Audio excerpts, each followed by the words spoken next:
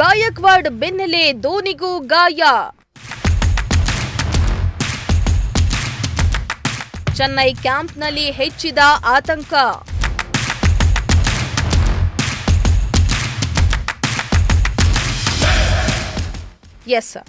ಈ ಬಾರಿಯ ಐಪಿಎಲ್ನಲ್ಲಿ Chennai super Kings ತಂಡವು ಋತುರಾಜ್ ಗಾಯಕ್ವಾಡ್ ಅವರ ಮುಂದಾಳತ್ವದಲ್ಲಿ ಕಣಕ್ಕಿಳಿದಿತ್ತು.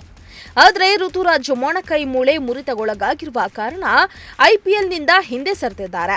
ಹೀಗಾಗಿ ಮಹೇಂದ್ರ ಸಿಂಗ್ ಧೋನಿಯೇ ಸಿಎಸ್ಕೆ ತಂಡವನ್ನ ಮುನ್ನಡೆಸುತ್ತಿದ್ದಾರೆ. ಆದರೆ ಧೋನಿ ಕೂಡ ಇದೀಗ ಗಾಯಗೊಂಡಿದ್ದು ಮುಂದಿನ ಪಂದ್ಯಗಳಲ್ಲಿ ಅವರು ಕಾಣಿಸ್ತಾರಾ ಇಲ್ವಾ ಅನ್ನೋ ಅನುಮಾನ ಮೂಡ್ತಾ ಇದೆ.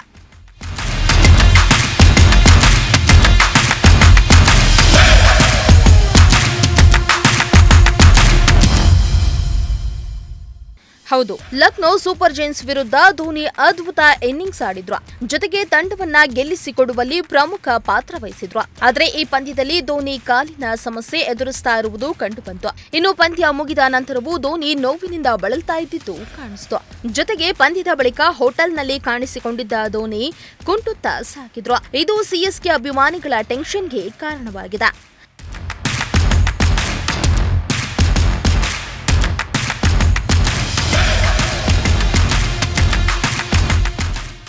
ಇನ್ನು ಲಕ್ನೋ ಸೂಪರ್ ಜೈಂಟ್ಸ್ ವಿರುದ್ಧದ ಪಂದ್ಯದಲ್ಲಿ ಚೆನ್ನೈ ಪರ ಧೋನಿ 7ನೇ ಕ್ರಮಾಂಕದಲ್ಲಿ ಬ್ಯಾಟಿಂಗಿಗೆ ಬಂದು 11 ಎಸೆತ ಎದುರಿಸಿ 26 ರನ್ಗಳನ್ನು ಗಳಿಸಿದ್ರು.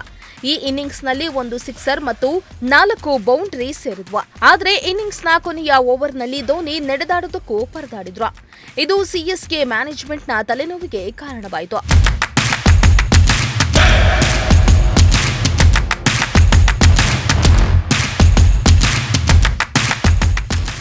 ಈಗಾಗಲೇ ಗಾಯದ ಕಾರಣದಿಂದ ಚೆನ್ನೈ ಸೂಪರ್ ಕಿಂಗ್ಸ್ ತಂಡದ ನಾಯಕ ಋತುರಾಜ್ ಗಾಯಕ್ವಾಡ್ ಐಪಿಎಲ್ನಿಂದ ಹೊರಗುಳಿದಿದ್ದಾರೆ. ಹೀಗಾಗಿ ಸಿಎಸ್ಕೆ ತಂಡವನ್ನ ಮಹೇಂದ್ರ ಸಿಂಗ್ ಧೋನಿ ಮುನ್ನಡೆಸುತ್ತಿದ್ದಾರೆ. ಇದೀಗ ಅವರು ಕೂಡ ಗಾಯಗೊಂಡಿರುವುದು ಸಿಎಸ್ಕೆ ಅಭಿಮಾನಿಗಳ ಚಿಂತೆ ಹೆಚ್ಚಿಸಿದೆ.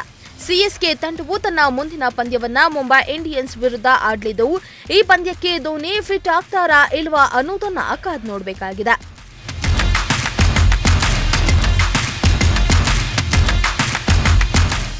ಕೀರ್ತನ, ನ್ಯೂಸ್ ಡೆಸ್ಕ್, ಪ್ರಜಾಶಕ್ತಿ ಟಿವಿ.